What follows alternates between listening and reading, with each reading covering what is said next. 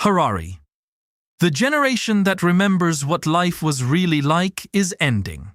Have you ever sat with an elderly person and listened, truly listened, not politely waiting for your turn to speak, but actually absorbing what they were describing, and felt a quiet vertigo at the realization that the world they were telling you about was not merely older than your own experience, but genuinely, structurally different from it? A world where you did not know what your friends were doing unless you physically went to find them. A world where being unreachable was the default condition of human existence rather than an unusual and slightly suspicious choice. A world where the opinions of strangers in distant cities held no power over your emotional state because you simply had no mechanism for receiving them. A world where boredom was not an emergency to be immediately solved with a device, but simply a weather condition of daily life that passed on its own. That world is not ancient history. For hundreds of millions of people alive today, it is personal memory. But the generation that holds those memories in living experience is ending. And when it is gone, something will be lost that no archive, no documentary, no digital preservation project can fully replace. Yuval Harari has observed that we are living through one of the most profound generational transitions in the history of our species. Not merely a transition in technology or politics or economics, though all of those are happening simultaneously and at accelerating speed, but a transition in something deeper and more difficult to name.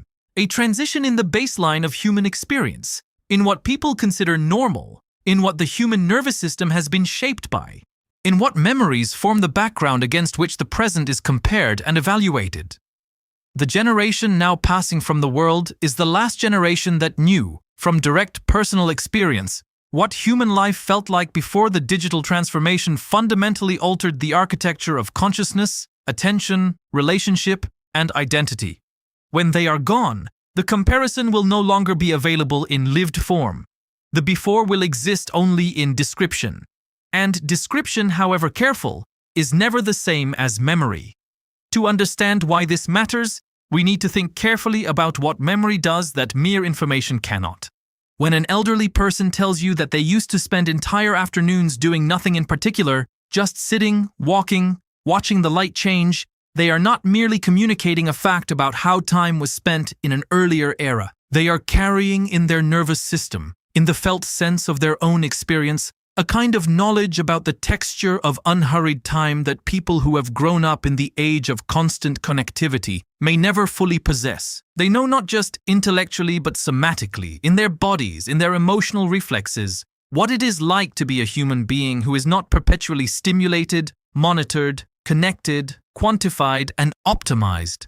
That knowledge is a form of orientation. It provides a point of reference from which to assess what has been gained and what has been lost in the transition we are all living through. When that generation is gone, that point of reference disappears with them. Consider how dramatically the baseline of normal has shifted even within a single human lifetime. A person born in the mid-20th century grew up in a world where privacy was the natural condition of daily life.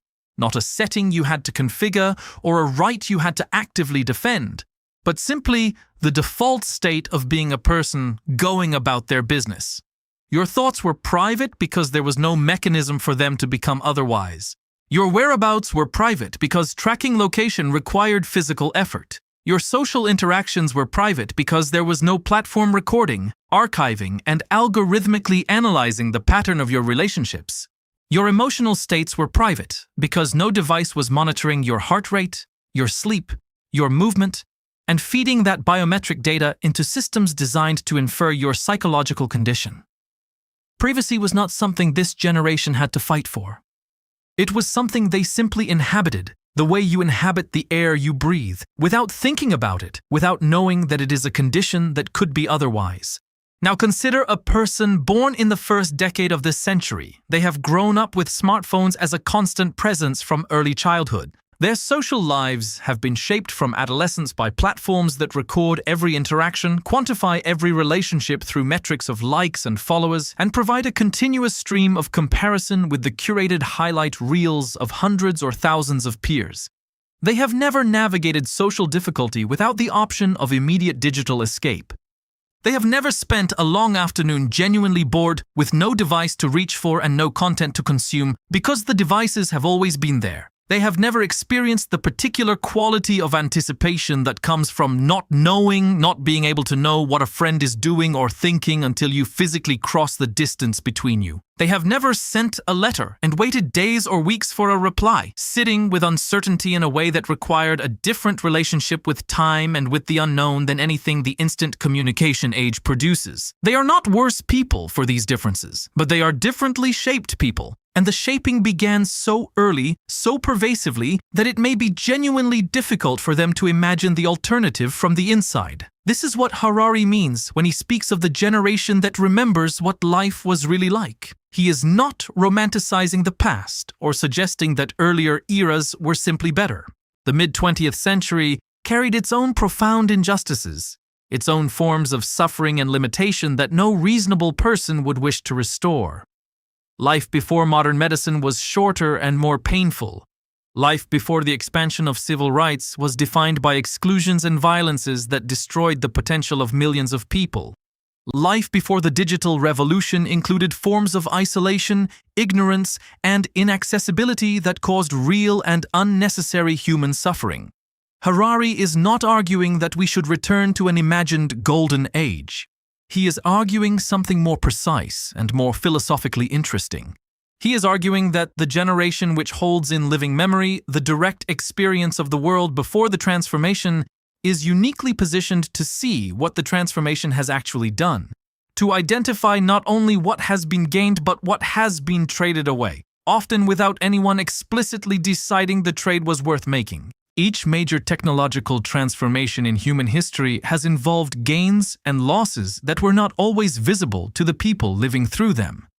The people who adopted settled agricultural life from nomadic hunter-gatherer existence gained food security and the ability to support larger populations, but they lost something too: mobility, variety of diet, a different relationship with the natural world, and arguably, according to some historical anthropologists, a certain quality of freedom and physical well-being that the farming life could not match. But those losses were not legible to most of the people making the transition, because you cannot easily mourn the loss of something you are in the process of leaving behind, something you can still partially remember, but whose full value you may only recognize once the conditions that made it possible are gone. It is the generation that straddles the transition, that has known both sides, that is best positioned to identify what the shift has actually cost.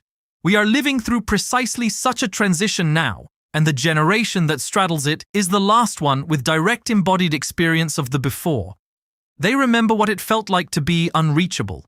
They remember what sustained attention felt like, the particular quality of absorption in a book or a conversation or a piece of music that fills the entire field of consciousness rather than competing for attention with the pull of a notification.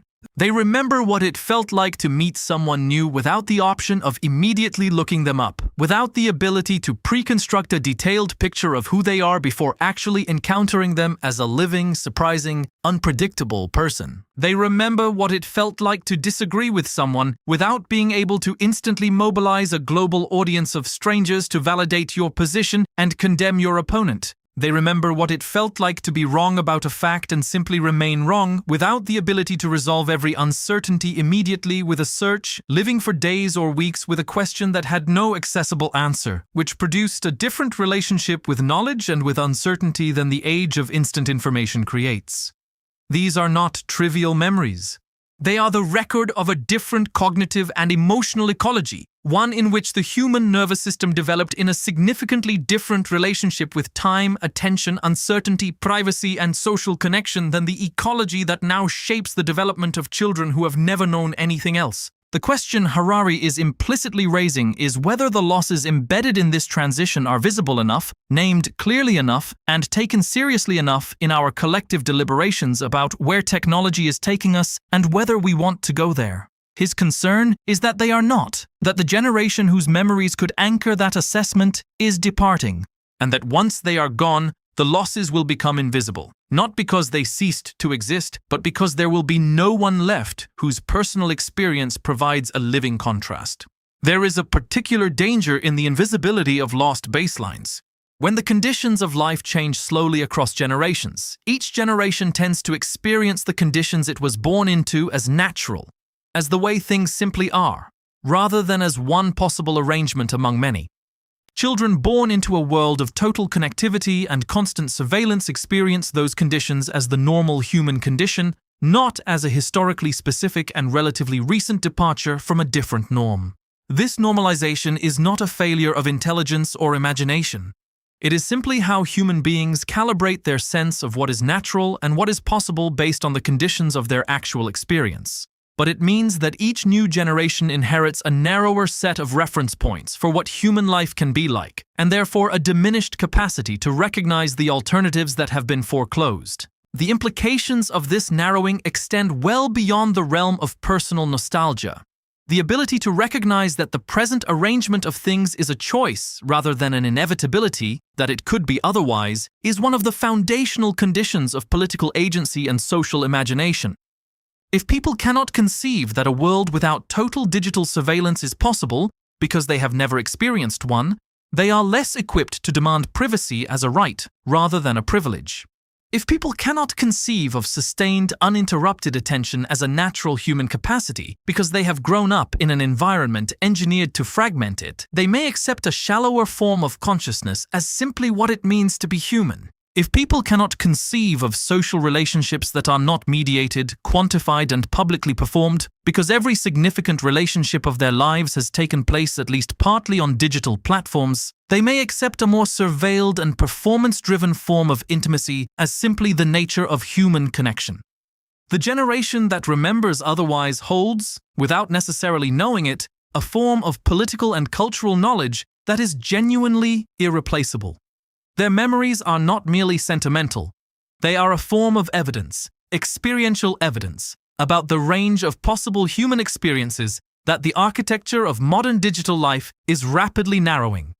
When elderly people describe feeling calmer in a world without smartphones, feeling more present in conversations that were not competing with the possibility of other conversations happening simultaneously on the same device, feeling more trusting of information that arrived through sources that required more effort to access and therefore carried an implicit accountability that the frictionless spread of digital content does not. They are not merely expressing personal preference. They are reporting observations from a natural experiment of historic scale, one in which the same species lived under two dramatically different informational and technological conditions and produced meaningfully different patterns of attention, well-being, and social experience.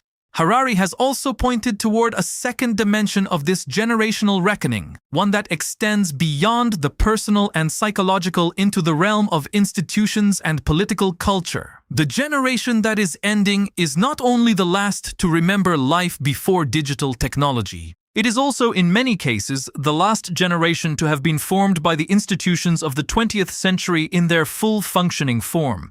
Institutions of journalism that operated under norms of verification, editorial accountability, and a shared factual baseline that, however imperfectly maintained, provided a common informational foundation for democratic deliberation. Institutions of civic life that required physical presence, face-to-face negotiation, and the kind of slow, patient community building that produced durable forms of social trust. Institutions of education that prioritize the development of sustained attention, critical reading, and deep engagement with complex texts over the rapid processing of fragmented information. These institutions were not perfect. They carried their own forms of exclusion, bias, and corruption that we are right to have criticized and reformed. But they also embodied accumulated wisdom about how to sustain communities of shared meaning and collective decision-making across time. Many of these institutional forms are now under severe stress, partly as a consequence of the same technological transformation that has altered personal experience so profoundly. The economics of journalism have been disrupted by digital advertising in ways that have dramatically weakened the business model of accountability reporting. Civic institutions have struggled to compete with the immediacy and emotional intensity of digital platforms for the attention and participation of citizens. Educational institutions are contending with students whose attentional capacities have been shaped by environments so different from the traditional classroom that the basic premises of how learning happens are being called into question. The generation that built these institutions, that worked within them during their periods of greater strength, that understands from direct professional experience what they were designed to do and why, is passing from active participation in public life.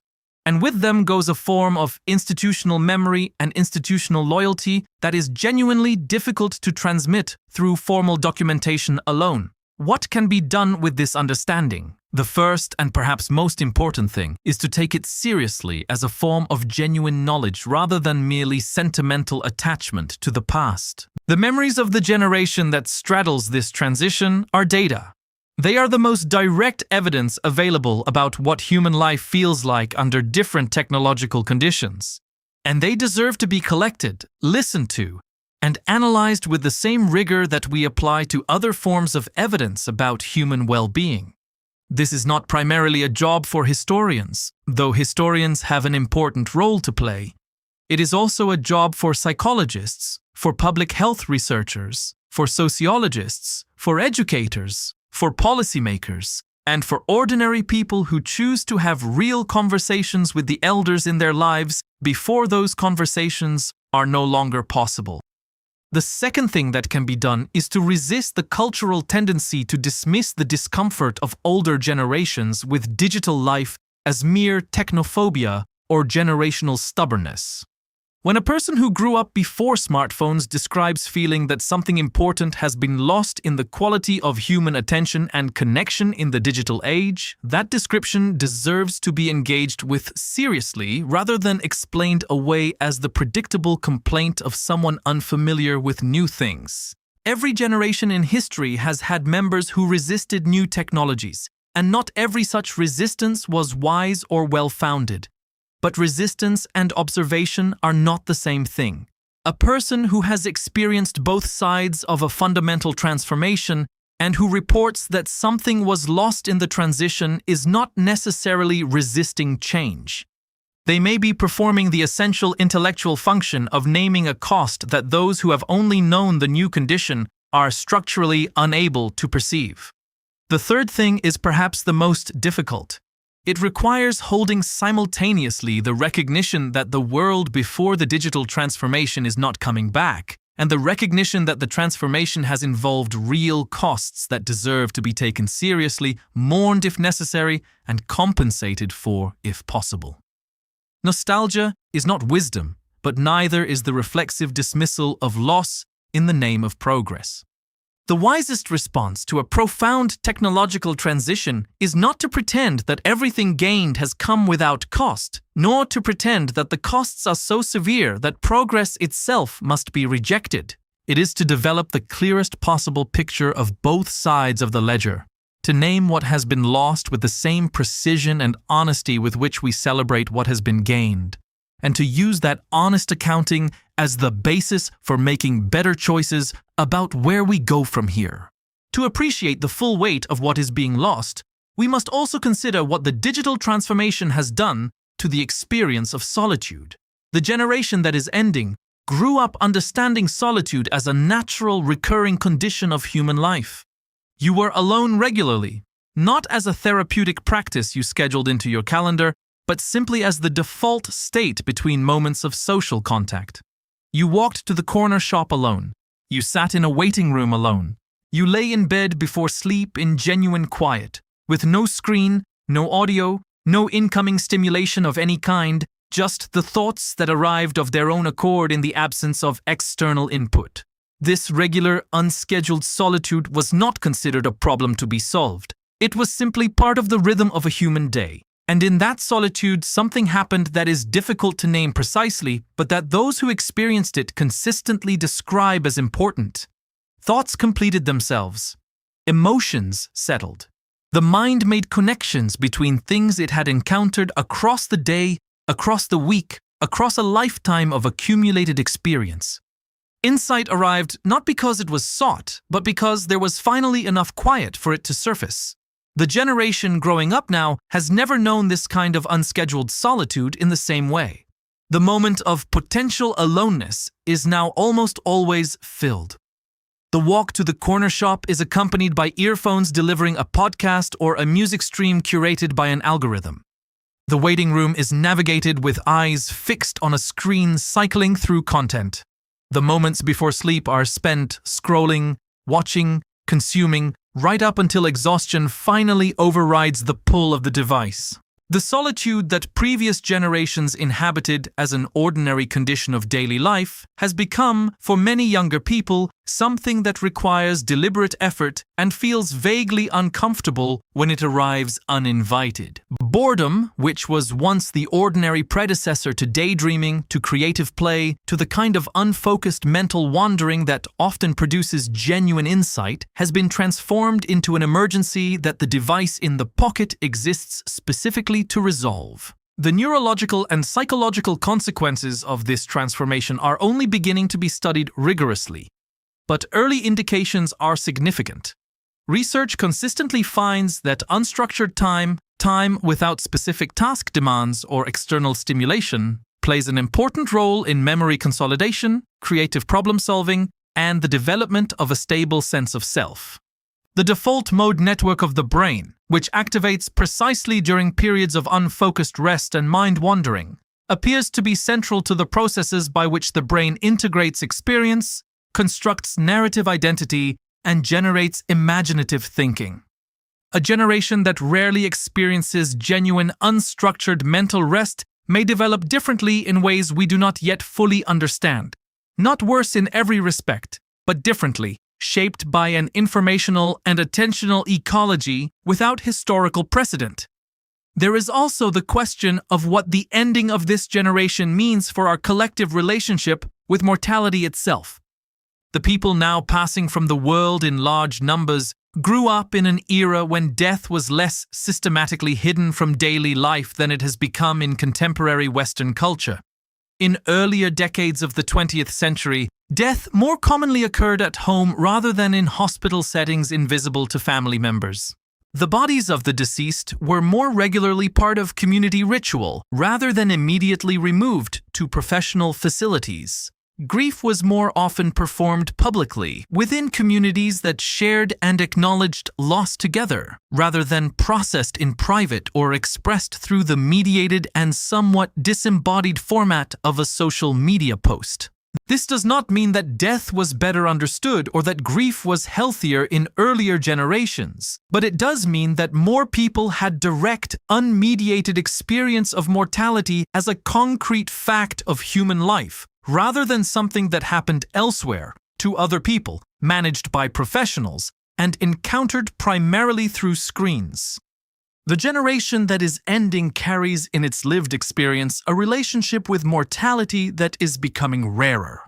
Many of its members have lost siblings, spouses, friends, and parents in ways that were immediate and present, that required them to sit with the reality of death without the buffer of distance and professional management, and that produced a kind of knowledge about the finitude of human life that shapes how time is valued, how relationships are prioritized, and how the ordinary moments of daily existence are experienced. Harari has argued in his writing that awareness of mortality has historically been one of the most powerful drivers of human meaning-making, of religion, of art, of the urgency with which human beings pursue love and connection and creative work. A culture that increasingly insulates itself from direct encounter with death may gradually lose some of that urgency, that sharpened appreciation for the preciousness of time that comes from genuinely knowing, not just intellectually acknowledging, but viscerally feeling that it is limited. We should also consider what is being lost in terms of the particular kind of patience that the generation ending developed as a consequence of living in a world where information and communication moved more slowly. Waiting was simply a more prominent feature of daily life. Waiting for letters to arrive. Waiting for film to be developed. Waiting for a phone call that could not be anticipated by a text announcing its imminent arrival. Waiting for news that would not break until tomorrow's newspaper. Waiting for a television program that aired on a specific day at a specific time and could not be paused or rewound. This waiting was not merely inconvenient. It developed in people who experienced it a particular capacity for suspended expectation, for holding questions open rather than immediately resolving them, for maintaining relationship and commitment across gaps of time and uncertainty that contemporary communication systems have largely eliminated. The people who wrote letters and then waited weeks for replies developed a different relationship with patience, with the durability of human connection, and with the experience of time than people whose every communication is answered instantly or not at all. These are not small or trivial differences. Patience, the capacity to sustain commitment and attention across time without immediate reward or confirmation, is one of the foundational cognitive and emotional skills required for the most demanding and most valuable kinds of human endeavor. The deepest friendships require it. The most significant creative and intellectual projects require it. The maintenance of democratic institutions and civic commitments across time requires it. The cultivation of wisdom rather than merely the accumulation of information requires it. If the generation that developed patience as an ordinary consequence of living in a slower world is ending, and if the generation that follows it has been shaped from childhood by systems engineered to eliminate every moment of delay and every experience of uncertainty, then something more than a stylistic difference in communication habits is at stake. The generation that remembers what life was really like is ending. This is not a tragedy in the conventional sense. All generations end. Every human lifetime is a finite arc, and the passing of generations is the basic rhythm of historical time. But this particular generational passing is occurring at a moment when the memories being lost are uniquely valuable, when the experiential knowledge carried by people who have lived on both sides of one of history's most profound transformations is still available, still accessible in living conversation, still possible to listen to and learn from. That window is closing. Not dramatically, not all at once, but steadily, as the people who hold those memories in their living bodies grow older and eventually cease to be among us. What we do with the time that remains while that window is still open is a choice. We can let those memories recede unexamined, assuming that the present and the future are what matter and that the past is merely the past. Or we can choose to listen with genuine attention and intellectual seriousness to what those memories contain, to treat the experiential knowledge of a transitional generation as the rare and irreplaceable resource it actually is, and to carry some of that knowledge forward into a future that will otherwise navigate by memory alone the transformation it is living through. The generation ending is the last to remember. The question is whether we are wise enough to hear them before the memory becomes history, and history becomes something we can only read about, rather than something any living person can close their eyes and feel. The question we must carry forward, the question this transitional moment demands of us, is not simply how to preserve the memories of a passing generation in documentary or archival form, as valuable as that work is. It is how to carry the knowledge embedded in those memories forward into the living practice of a civilization navigating its most consequential transformation. Not as nostalgia, not as a refusal of the future, but as a form of orientation. As a set of reference points that prevent us from accepting as inevitable and natural conditions that are in fact specific choices, ones that could be made differently if we possessed both the awareness that alternatives exist and the collective will to pursue them. There is a practical urgency to this task that becomes clearer when we consider how decisions about technology are currently being made and by whom.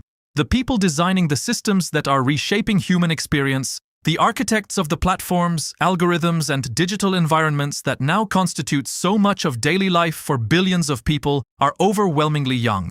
They are members of the first generation that grew up entirely within the digital world, for whom its conditions are natural, and whose imagination of alternatives is therefore limited not by malice, but simply by the boundaries of their own experience. This is not a criticism of their intelligence or their intentions. It is simply an observation about the inevitable relationship between experience and imagination. You cannot easily design toward conditions you have never inhabited. You cannot fully value what you have never lost.